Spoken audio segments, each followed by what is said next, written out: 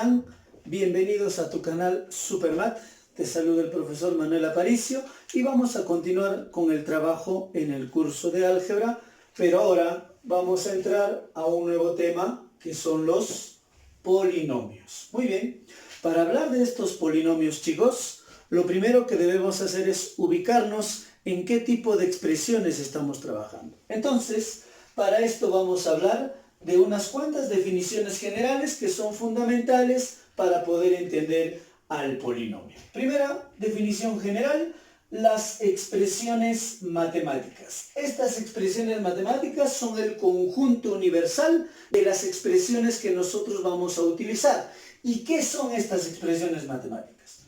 Una expresión matemática es una representación matemática que combina números y letras, ¿correcto? A esos números nosotros le vamos a llamar valores constantes y a esas letras le vamos a llamar como variables, ¿correcto?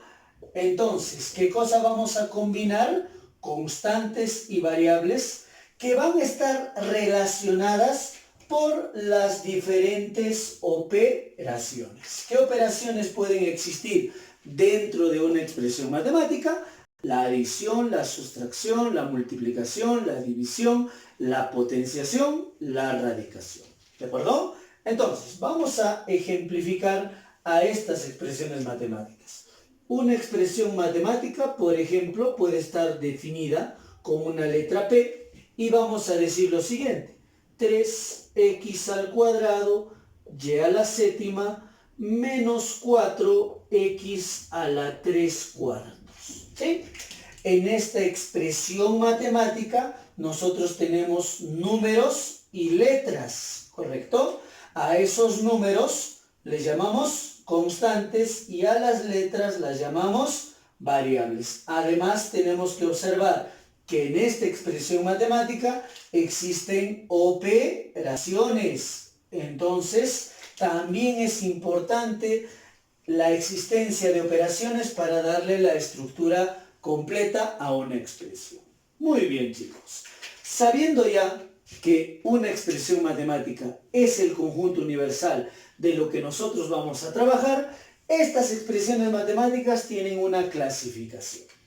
Dos tipos de expresiones: las algebraicas y las trascendentes, ¿correcto?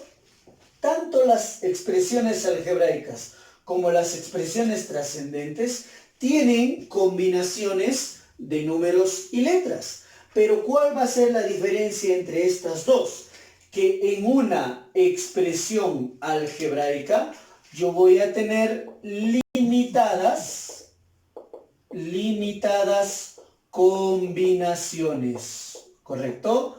Limitadas combinaciones. O sea, voy a tener un final, un primer término y un último término identificados plenamente. En cambio, en una expresión trascendente, ¿qué cosa voy a tener? Voy a tener ilimitadas combinaciones, o llamadas también expresiones al infinito o expresiones no algebraicas. Por ejemplo, una expresión algebraica podría ser un p de x que va a ser igual a x al cuadrado más x a la cuarta más x a la sexta y así sucesivamente, digamos, hasta x a la 20, ¿correcto? Tengo varias letras, varios números, pero esas combinaciones tienen un inicio, tienen un final, o sea, estamos limitados de expresiones. En cambio, en una expresión trascendente, si nosotros decimos p de x, que es x al cuadrado más x a la cuarta más x a la sexta y así sucesivamente, no tenemos un final, esto continúa, por lo tanto esta es una combinación al infinito. Eso me da a una expresión trascendente. ¿Estamos de acuerdo? Entonces, identificar esa clasificación para poder trabajar lo posterior. Nuestra prioridad, hablando en el curso de álgebra y teniendo como objetivo a los polinomios, es hablar de las expresiones algebraicas. Muy bien. Teniendo ya esta primera parte, vamos a ir entrando un poquito más minucioso y vamos a hablar ahora de estas expresiones algebraicas netamente. Muy bien, estas expresiones algebraicas son combinaciones limitadas. ¿De qué? De constantes y variables. Vale recalcar, de números y letras.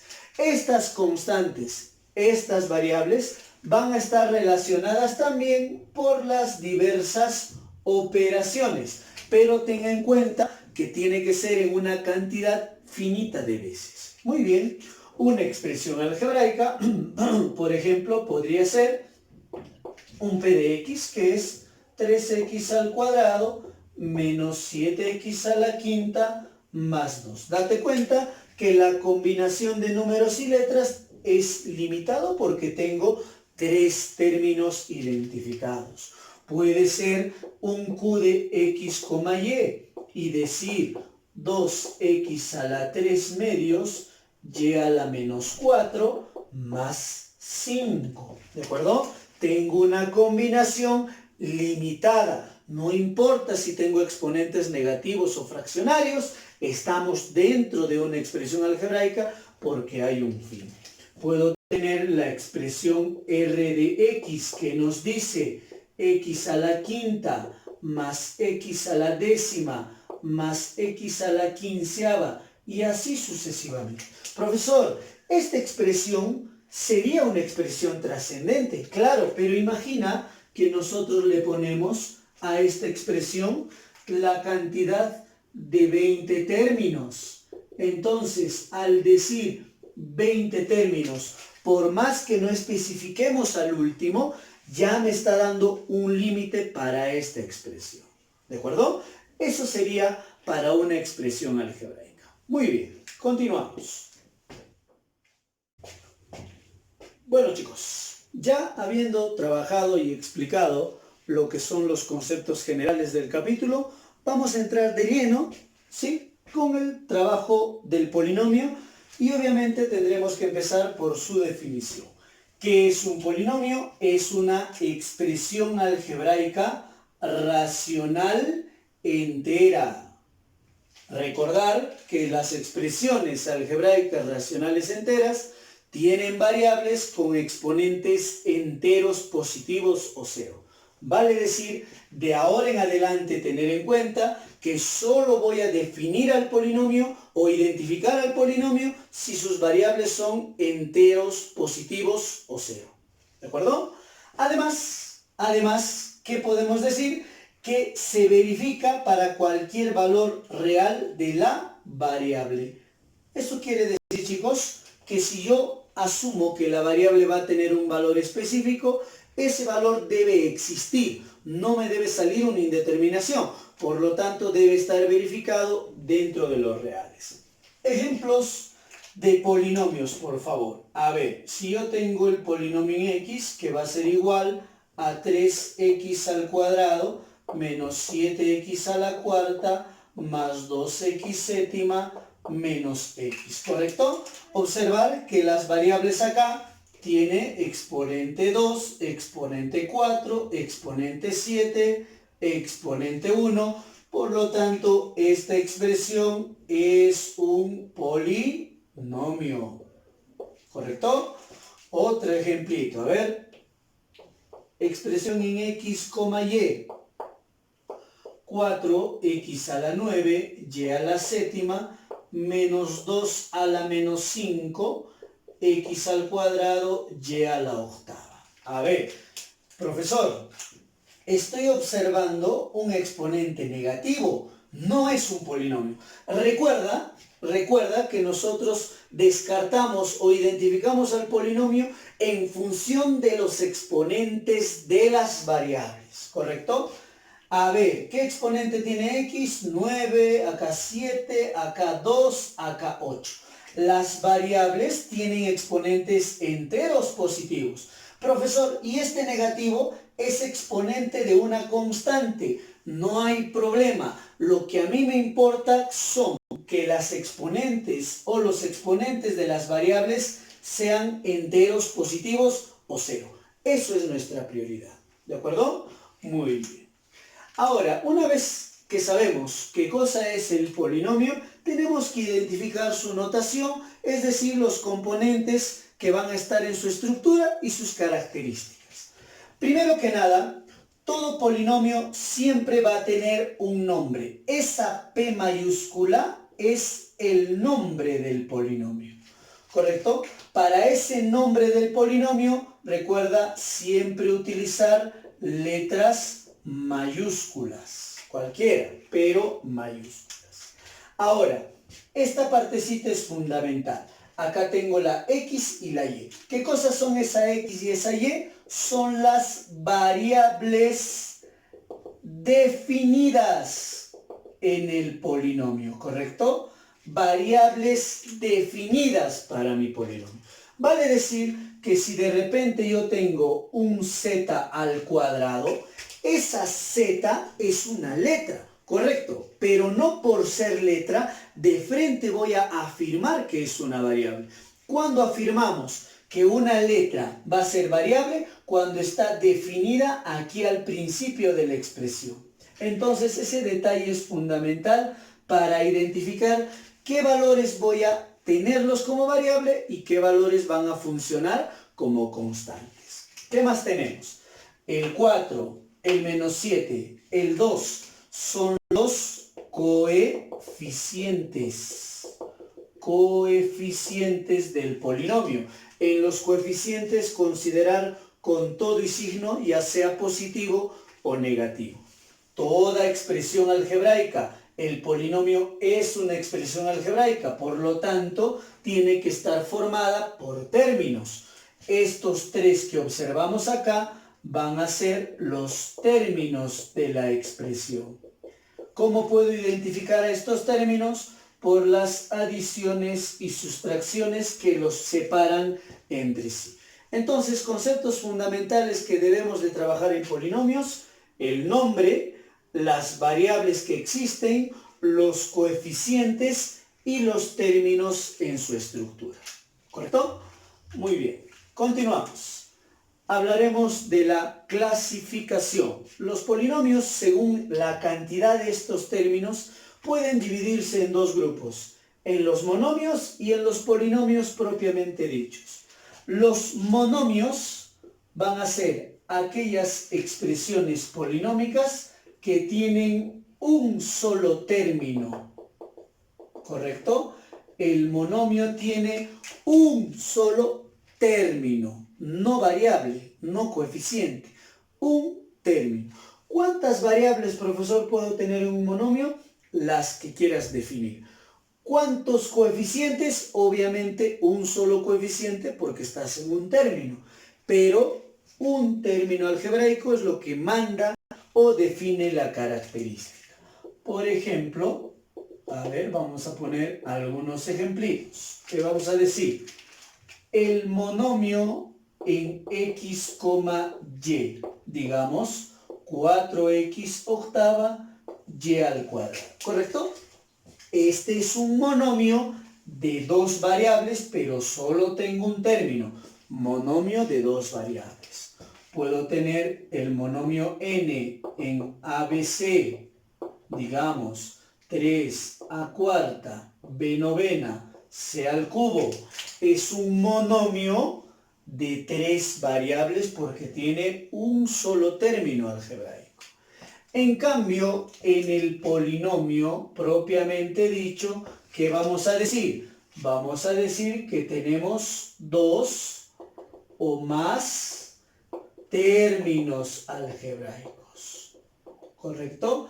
Entonces, chicos, aquí podemos deducir que en un monomio no va a haber adiciones ni sustracciones porque es un solo término. En cambio, en un polinomio es obligatorio la presencia de adiciones y sustracciones porque debo de tener más de un término. Por ejemplo, Por ejemplo, si nosotros vamos a decir el polinomio en x, y, digamos 7x a la octava, y a la sexta, más 2xy, ¿correcto? Incluso podemos decir menos 3, digamos, ¿correcto? ¿Cuántas variables tenemos? Dos variables. ¿Cuántos términos? 1, 2, 3 términos, ¿correcto? Polinomio de dos variables de 3 términos algebraicos. Esto es importante, por favor, para lo posterior, ya que lo vamos a necesitar en cuestiones teóricas y prácticas. Muy bien, continuamos.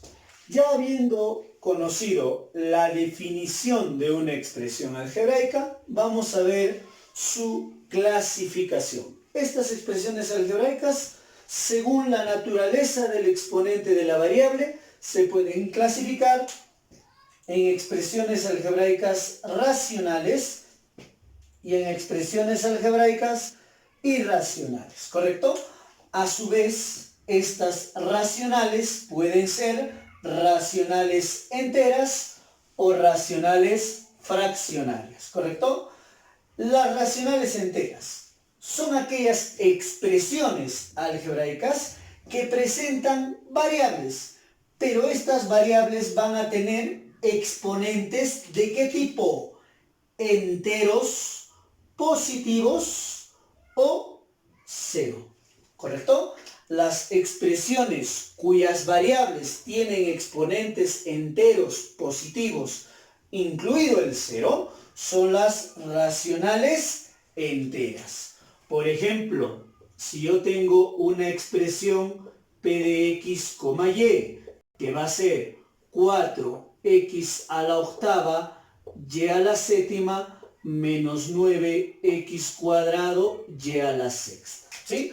Observamos que las variables que son x y y tienen exponente 8, exponente 7, exponente 2, exponente 6. Todos esos valores enteros positivos. Esta expresión es una expresión racional entera. Ahora, la expresión racional fraccionaria, ¿cuándo se va a dar? Se va a dar cuando la expresión algebraica presenta por lo menos una variable. No es necesario que sean todas las variables, mínimamente una. Esa variable mínimamente debe de tener un exponente entero negativo. A pesar de tener entero negativo, podemos decir también que va a ser racional fraccionaria cuando tenemos alguna variable definida, pero esta variable va a estar en el denominador de la expresión. ¿De acuerdo? Al estar en el denominador y poder positivizar el exponente, entonces eso también me indica una expresión racional fraccionaria. ¿De acuerdo? Por ejemplo, a ver, una expresión algebraica racional fraccionaria puede ser, digamos, 4x a la menos 7y al cuadrado más 2x cubo y a la novena, ¿correcto? Observa que una de las variables tiene exponente entero negativo. Basta que uno de ellos sea de esa forma, ya es racional fraccionaria.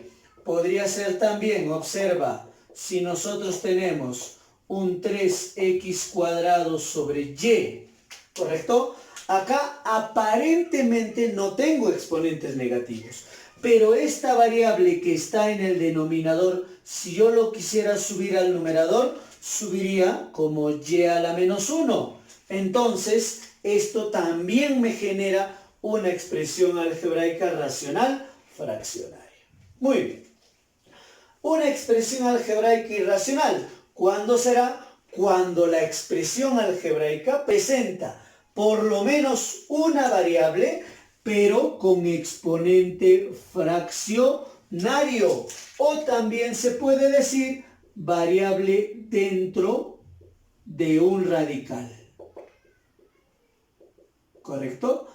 Entonces, tener variable con exponente fraccionario o dentro de un radical me genera una expresión algebraica irracional. Por ejemplo, a ver, si nosotros tenemos expresión en x, y nos dicen 2x a la 3 medios y al cuadrado menos 5, ¿sí? Entonces observa que tengo un exponente fraccionario, por lo que esta expresión va a ser irracional. Muy bien, obviamente las que a nosotros nos interesan van a ser las racionales y específicamente las racionales enteras. Esas van a ser el objeto de nuestro estudio. Muy bien, para culminar lo que son las definiciones generales de este capítulo, tenemos que hablar necesariamente de lo que son los términos algebraicos. Un término algebraico también es una combinación de números y letras. Pero ¿cuál es la diferencia con respecto a las que hemos estado hablando? Que en estas combinaciones no puede aparecer ni la operación de adición ni la operación de la sustracción. O sea, no hay sumas y restas. ¿De acuerdo? Importante resaltar que toda expresión algebraica está compuesta por términos algebraicos y justamente esta adición y esta sustracción no permitidas en los términos, sí permitidas en las expresiones, me va a separar a estas definiciones. A ver, regresemos aquí un momentito. En esta expresión, observa que aquí tengo una adición, ¿correcto? Esta adición me va a separar dos términos algebraicos, vale decir, todo esto es un término y todo esto es otro término, ¿de acuerdo? Entonces, en un término algebraico no hay adiciones y sustracciones, pero forman parte de una expresión. Muy bien, un término algebraico, por ejemplo, podría ser un 3x a la séptima y a la menos 5, ¿correcto? No hay adiciones y sustracciones, hay multiplicaciones, hay potenciación, no hay problema, es un solo término. Puedo tener un 2x a la octava. Es otro término algebraico donde no hay adiciones y sustracciones. ¿Correcto? Muy bien. Hablando de los términos algebraicos, es necesario hablar de un tema fundamental en lo que es el álgebra y dentro de estos términos algebraicos específicamente. ¿Cuál es ese? Los términos semejantes. La palabra semejanza a nivel matemático no significa igualdad, significa similitud, equivalencia dependiendo de cómo se utilice. En el caso de los términos semejantes son aquellos términos algebraicos que poseen la misma parte literal. ¿Qué quiero decir con parte literal? Significa que poseen las mismas variables, ¿correcto? Las mismas variables definidas en la expresión. Por ejemplo, términos semejantes podrían ser un 2x al cubo, un 7x al cubo, un 4x al cubo. Observa que los tres términos que estamos poniendo tienen la misma parte literal, la misma variable definida, ¿correcto? Eso hace que estos tres términos sean semejantes. Otro puede ser un menos 4ab cuadrado, 9ab cuadrado, 6ab cuadrado. Observa que los tres términos de aquí tienen la misma parte literal. Eso me identifica y me dice que son semejantes. No olvidar que estos términos semejantes son los únicos que se pueden reducir. Vale decir, se pueden sumar y restar para simplificar una expresión. Muy bien, con esto hemos culminado la parte introductoria del capítulo polinomios, hablando de lo que eran sus definiciones generales. Perfecto, chicos, continuamos. Trabajando ya en los polinomios, vamos a entrar a una parte que es fundamental y que vas a necesitar sí o sí para resolver diversos exámenes en tu educación. Este tema, dentro de los polinomios, es la teoría de grados. Antes de empezar con el procedimiento de cómo hallar los grados, es importante diferenciar e identificar qué grados existen. existe el grado relativo. ¿Qué es este grado relativo? El grado relativo es el exponente de cada variable. ¿Correcto? ¿Qué quiere decir esto, chicos? Que el grado relativo es el exponente de manera individual de cada variable definida en mi polinomio. Si yo tuviera 3 variables, voy a tener 3 grados relativos, cada grado relativo de manera independiente para cada una de mis variables definidas. Por eso podemos decir que existe el grado relativo de X, el grado relativo de Y, el grado relativo de Z y así de todas las variables definidas en tu polinomio. ¿Y qué será el grado absoluto? El grado absoluto es también el exponente, pero ahora va a ser el exponente de un conjunto de variables. ¿Qué queremos decir con esto de conjunto de variables? Quiere decir el exponente de toda la expresión consolidada. Puede ser el grado absoluto de un monomio o podría ser el grado absoluto de un polinomio. ¿De acuerdo? Entonces, chicos, el grado relativo independiente para cada variable, el grado absoluto para toda la expresión. Muy bien. Teniendo esta idea fundamental, ahora sí vamos a trabajar lo que son los grados y empezaremos con los de un monomio. La forma más práctica de explicar es con un ejemplito. A ver, un monomio. El monomio m de variables x, y. Digamos 2x a la octava y y al cubo. Ya está. Lo primero que tenemos que hacer es identificar la cantidad de variables en mi monomio. ¿Cuántas variables tengo? Tengo 2 variables. Como tengo 2 variables, ¿cuántos grados relativos voy a tener? 2 para cada uno. O sea, grado relativo para x y grado relativo para y. Perfecto. Muy bien. ¿Cuánto va a ser el grado relativo de x? El grado relativo de x va a ser 8 porque el exponente de esa variable es 8. Y el grado relativo de y va a ser 3 porque el exponente de esa variable es 3. ¿Cómo podemos concluir esta partecita? Para los grados relativos, entonces, ¿qué vamos a decir? Que simplemente se toma el exponente de la variable.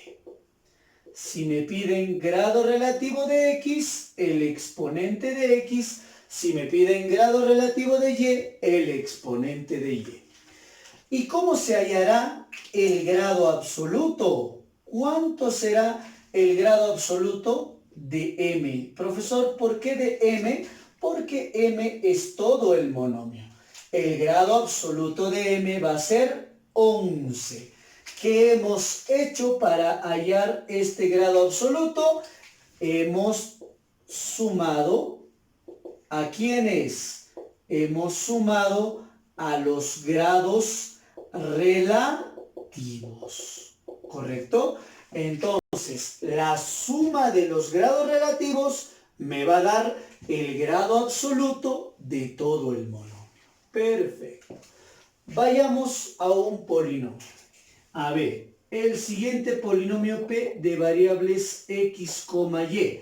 Nos dicen 3x a la séptima, y a la cuarta, más 2x quinta, y a la quinta, menos 7xy a la octava. Ahí está el polinomio. Muy bien. Igual que en el monomio, tenemos que empezar identificando cuántas variables tenemos. ¿Cuántas variables tengo en este polinomio? 2 variables. Por lo tanto, 2 grados relativos. El grado relativo para x y el grado relativo para y. Muy bien. Pero en el polinomio, observar que ya no voy a tener solo una variable directamente, sino ya tengo varias variables repetidas porque tengo más de un término. ¿Qué hacemos entonces? Para x, el grado relativo será 7, 5 o 1. ¿A quién voy a escoger? Voy a escoger al 7.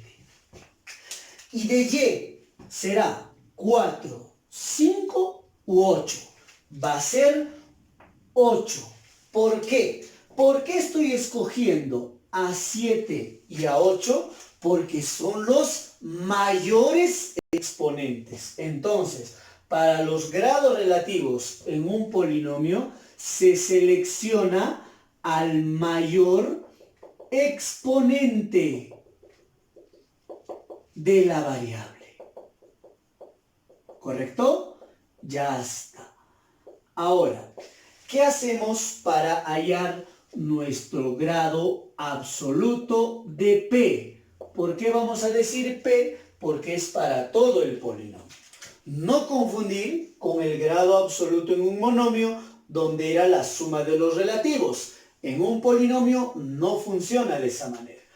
¿Qué debemos hacer? Primero, identificar cuántos términos tengo en mi polinomio. ¿Cuántos términos tengo? Mira, 1, 2, 3. Ya está. Mira, 3 términos. Cada uno de estos términos del polinomio puedo asumir que son monomios individuales. Entonces, si yo hallo el grado absoluto de cada uno de esos aparentes monomios, ¿cuánto tendríamos? 7 más 4 sería 11. 5 más 5 sería 10. 1 más 8 sería 9. ¿Cuál voy a escoger? Voy a escoger el 11. ¿Y por qué voy a escoger el 11, profesor? Porque es la mayor suma de exponentes. ¿De acuerdo? Entonces, la mayor suma de exponentes de los términos del polinomio me va a dar el grado absoluto para toda la expresión. ¿De acuerdo? Eso sería de forma práctica tanto en monomio como en polinomio. Pero también puede existir en un ejercicio que no te hablen directamente de monomio y polinomio, sino te hablen de una operación en conjunto. ¿Qué tenemos que hacer? Antes de empezar a explicar, tenemos que mencionar que para entender esta partecita vamos a hablar de dos polinomios, P y Q, cada uno con su grado A y B respectivamente. Si decimos grado, nos estamos refiriendo al absoluto. Entonces, el polinomio P de grado absoluto A, el polinomio Q de grado absoluto B, y vamos a necesitar a una constante K, obviamente este valor de K que tiene que estar dentro de los naturales. Ya está. Muy bien. Entonces, ¿qué es lo que vamos a decir para esta expresión? Si a nosotros nos piden hallar el grado del polinomio P más Q, o sea, el grado de una adición, ¿qué tengo que hacer? Para hallar el grado se toma el máximo valor entre A y B. Recuerda que P es de grado A, Q es de grado B. Si yo quiero hallar el grado de la suma de estos polinomios, elijo al mayor de ellos, ¿correcto? Ya está. Profesor, y en una sustracción, ¿cómo será el grado de P menos Q? También va a ser el máximo valor de A y B, ¿correcto? Entonces, tanto para adición como para sustracción, ¿quién prevalece como grado absoluto? El mayor de los grados de estos polinomios. ¿Ya? Por ejemplo, ¿no? Si P fuera de grado 5 y Q fuera de grado 7, el grado de P más Q sería 7 por ser el mayor. El grado de P menos Q también sería 7 por ser el mayor. Ya está. Ahora, ¿qué pasa si nos piden hallar el grado de una multiplicación P por Q? El grado de este P por Q va a ser igual a A más B. O sea, tengo que sumar los grados de los polinomios que se multiplican. Si en una multiplicación estoy sumando, ¿qué pasará en una división?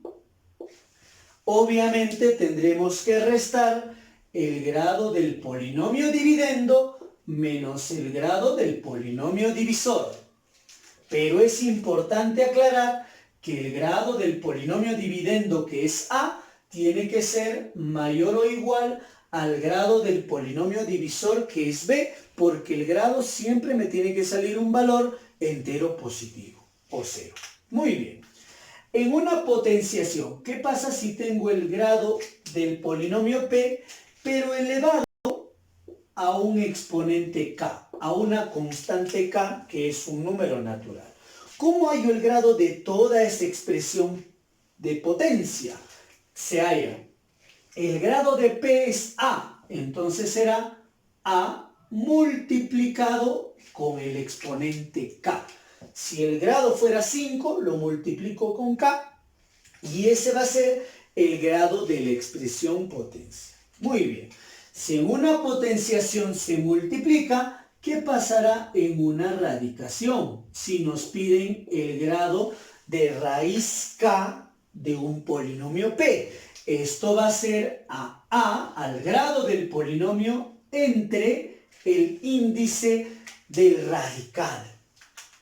Pero tener en cuenta que esa a tiene que ser un múltiplo de k, ya que esta fracción me tiene que resultar un valor entero positivo o cero. Entonces, esto nos va a servir, chicos, señoritas jóvenes, para poder hallar de manera directa el grado de una expresión sin necesidad de estar resolviendo la operación llevándonos con las condiciones. Muy bien. Bueno, chicos, hasta aquí ha sido la primera parte teórica del capítulo de polinomios. Espero que les haya agradado, hayan entendido. Mando un saludo fuerte para todos mis alumnos de los diferentes colegios en los que he trabajado y trabajo actualmente. Un fuerte abrazo para todos ustedes. Nos encontramos la siguiente clase con otro video y con la segunda parte de polinomios. Hasta la próxima.